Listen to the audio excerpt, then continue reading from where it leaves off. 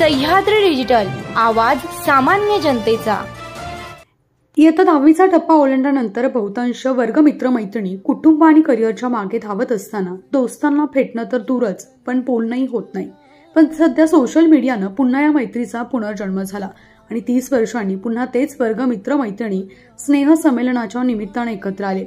श्री शिवाजी विद्या मंदिर व कनिष्ठ महाविद्यालय चाकण, तालुका खेड येथील 1994-1995 या बॅचच्या माजी विद्यार्थ्यांचा वर्ग पुन्हा गेट टुगेदरच्या निमित्तानं दिसून आला।